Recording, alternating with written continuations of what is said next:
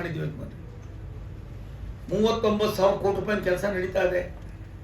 ಅದರಲ್ಲಿ 80% ಹೈದರಾಬಾದ್ ಕರ್ನಾಟಕ, ಬಾಂಬೆ ಕರ್ನಾಟಕ, ಬಹುತೇಕವು ಹೈದರಾಬಾದ್ ಕರ್ನಾಟಕದಲ್ಲೇ ಇದೆ. ಎಷ್ಟು ವರ್ಷದ್ದು ಇವೆಲ್ಲ? ಎಷ್ಟು ವರ್ಷದ್ದು? ಹೇಳಕ್ ಸಾಧ್ಯ ಇಲ್ಲ. ಇದು ಚರ್ಚೆ ಮಾಡಕ್ ಹೋದ್ರೆ ಏನೇನೋ ಆಯ್ತದೆ, ಆಗೋಗಿದೆ.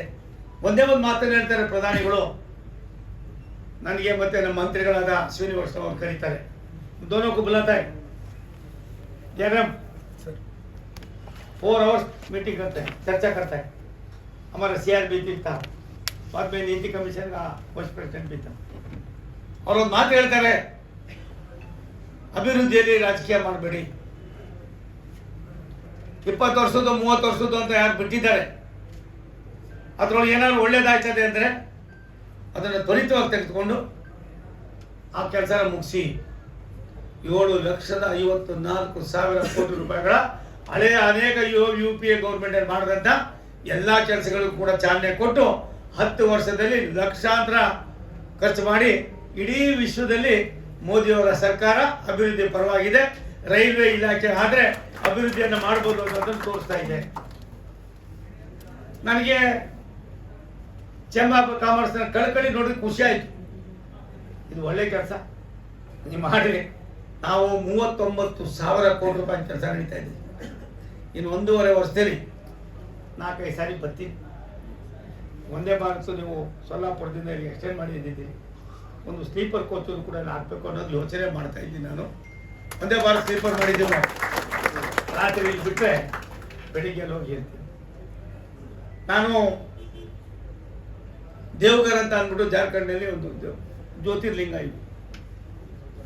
ನಮ್ಗೆ ಎಲ್ಲಿ ಏನು ಅಂತ ಗೊತ್ತಿಲ್ಲ. ಜಾರ್ಖಂಡ್ಗೆ ಹೋದೆ, ಅಲ್ಲಿ ಒಂದೇ ಭಾರತ ಜ್ಯೋತಿರ್ಲಿಂಗಕ್ಕೆ ಗುರುತಿಸಿ ಪ್ರಧಾನಿಗಳು ಒಂದು ಒಂದೇ ಭಾರತ ಆದ್ಮೇಲೆ ಕೇವಲ 6 ತಿಂಗಳಲ್ಲಿ 8-10 ಕೈಗಾರಿಕೆಗಳು ಅಲ್ಲಿ ಶಿಫ್ಟ್ ಆಗಿವೆ. ಒಂದೇ ಭಾರತ ಟ್ರೈನ್ ಎಷ್ಟು ಕೆಲಸ ಮಾಡ್ತಾ ಇದೆ. ಬಡತನ, ಬಡವ್ರ ಮಗ, ಒಂದು ಇತಿಹಾಸ ಹಿಂಗೆ. ಇದು ಯಾವುದಕ್ಕೂ ಇನ್ನು ಮುಂದೆ ಲೆಕ್ಕ ಇಲ್ಲ. ಯಾರು ಪ್ರಾಮಾಣಿಕತೆಯಿಂದ ದುಡಿಮೆ ಮಾಡ್ತಾರೋ, ದೇಶವನ್ನು ಪ್ರೀತಿಸ್ತಾರೋ, ತನ್ನ ಕರ್ತವ್ಯವನ್ನು ನಿರ್ವಹಣೆ ಮಾಡ್ತಾರೋ ಅಂಥವ್ರು ಯಾರ ಮಕ್ಕಳು ಅಂತ ಬರೋದೇ ಇಲ್ಲ. ಎಲ್ಲ ಒಂದು ಕಡೆ ಮೋದಿ ಅಂತ ಪುಣ್ಯಾತ್ಮರು ಈ ದೇಶದ ಇತಿಹಾಸದಲ್ಲಿ ಅಂಥವ್ರನ್ನು ಕೂಡ ಮುಖ್ಯವಾಗಿ ತರ್ತಕ್ಕಂಥ ಕೆಲಸಗಳು ನಡೀತವೆ ಅನ್ನೋ ಮಾತನ್ನು ಹೇಳಿ, ಸಾವಿರಾರು ಕೋಟಿ ರೂಪಾಯಿಗಳು ತುಂಬ ಇದೆ. ನಾನು ಹೇಳೋದು ತುಂಬ ಲೇಟ್ ಆಗ್ತದೆ, ನನಗೆ ಟೈಮ್ ಇಲ್ಲ. ದಯವಿಟ್ಟು ನಮ್ಮ ಸರ್ಕಾರ, ರೈಲ್ವೆ ಇಲಾಖೆ ಎಷ್ಟು ಚೆನ್ನಾಗಿ ಕೆಲಸ ಆಗ್ತಾ ಇದೆ ಅನ್ನೋದನ್ನ ತೋರಿಸ್ಕೊಡ್ತೀವಿ. ನಿಮ್ಗೊಂದು ಡಿವಿಷನ್ ಆಫೀಸ್ ಬೇಕು. ಡಿವಿಷನ್ ಆಫೀಸ್ ಬೇಕು. ನೀವು ನೋಡ್ತಾ ಇದ್ದೀರಿ ಅವಾಗಿಂದ ನಿರ್ಮಾಣ ಆಗ್ತಾ ಇದೆಯಾ. ನಾನು ಮಾಧ್ಯಮದ ಮಿತ್ರರಿಗೆ ಹೇಳಿದೆ, ನನ್ನ ಮನೆ ಖರ್ಗೆ ಸಾಹೇಬರಿದ್ದಾಗ ಡಿವಿಷನ್ ಆಫೀಸ್ ಮಾಡಬೇಕು ಅಂತ. ಅದಾದ್ಮೇಲೆ ಏನಾಯ್ತು ಅನ್ನೋದನ್ನ ಅವ್ರಿಗೂ ಕೇಳ್ರಪ್ಪ ಅಂತ ಹೇಳಿದೆ. ನಾನು ನಿಮ್ಗೂ ಅಷ್ಟೇ ಹೇಳ್ತೀನಿ. ಆವತ್ತಿನ ಕಾಲ ಇತ್ತು. ನಮ್ಮಲ್ಲಿ ಚಂದ್ರಬಾಬು ನಾಯ್ಡು ಅವ್ರನ್ನ ನಾನು ಅಪ್ರಿಷಿಯೇಟ್ ಮಾಡ್ತೀನಿ. ಒಬ್ಬ ರಾಜ್ಯದ ಮುಖ್ಯಮಂತ್ರಿಯಾಗಿ ತನ್ನ ರಾಜ್ಯಕ್ಕೆ ಎಷ್ಟು ಬೇಕು ಹಕ್ಕನ್ನ 2 ನಿಮಿಷಕ್ಕೆ ತಗೊಂಡೋಗ್ತೀನಿ ಅಂತಾರೆ. ಆದರೆ HAL ಶಿಫ್ಟ್ ಮಾಡ್ತೀನಿ ಅಂತ ಅವ್ರು ಎಂದೂ ಕೇಳಿಲ್ಲ. ನಮ್ಮ ಮಾಧ್ಯಮದಲ್ಲೆಲ್ಲ ಒಂದು ಕಡೆ ಉಪ್ಪು ಖಾರ ಹಾಕಿದ್ರು. ಅದಕ್ಕೂ ಕೂಡ ನಾನು ಸ್ಪಷ್ಟೀಕರಣ ನೀಡಿದ್ದೇನೆ. ಅಂದರೆ ದೇಶದ ಸರ್ವಾಂಗೀಣ ಅಭಿವೃದ್ಧಿಗೆ, ಈ ದೇಶವನ್ನು ಮುನ್ನಡೆಸ್ತಕ್ಕಂಥದಕ್ಕೆ ಮೋದಿಯವರ ಒಂದು ಕಲ್ಪನೆಗೆ ಹೈದರಾಬಾದ್ ಕರ್ನಾಟಕ ಕೂಡ ಅವ್ರ ಜೊತೆಲಿ ಇರಬೇಕಾಯ್ತದೆ, ಇರಲೇಬೇಕಾದ ಅವಶ್ಯಕತೆ ಇದೆ. ದೇಶ ಇದ್ರೆ ಮಾತ್ರ ನಾವು ದೇಶ ಇಲ್ಲ ನಾವು ಯಾರು ಇರೋಕ್ಕಾಗೋದಿಲ್ಲ. ಒಂದೊಂದು ಸಾರಿ ಕೆಲವು ತಪ್ಪು ಮಾಹಿತಿಯಿಂದ ಏನೆಲ್ಲ ಬದಲಾವಣೆಗಳಾಗ್ಬೋದು. ಆದರೆ ನಾವಾಗೇ ಇದ್ದೀವಿ.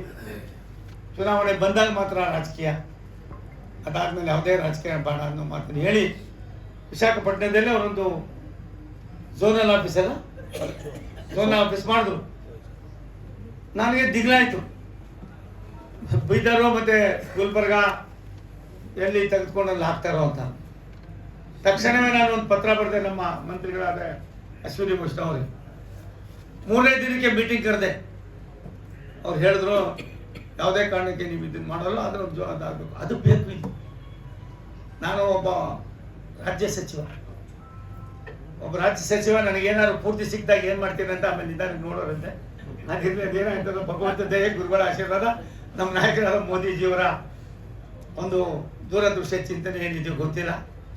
ನಮ್ಗೆ ಏನು ಕೊಟ್ಟವರು ಅದನ್ನು ಪ್ರಾಮಾಣಿಕವಾಗಿ ಕಾಯ ವಾಚ ಮನಸ ಮಾಡೋ ಜೊತೆಯಲ್ಲಿ ಚೇಂಬರ್ ಆಫ್ ಕಾಮರ್ಸಿನ ಬಹುದಿನದ ನಿಮ್ಮ ಕೆಲವಾರು ನ್ಯೂನತೆಗಳೇನಿದೆ ಇದನ್ನು ಸರಿಪಡಿಸ್ತಕ್ಕಂಥದಕ್ಕೆ ನಾನು ಕೂಡ ಒಬ್ಬನಾಗಿ ನಿಮ್ಮ ಜೊತೆ ಕೈ ಜೋಡಿಸ್ತೀನಿ ಅಂತ ಹೇಳಿ ನಿಮಗೆಲ್ಲ ಕ್ಷಮೆ ಕೋರಿ ನಾನು ಸಾಕಪ್ಪ ಕೊಟ್ಟು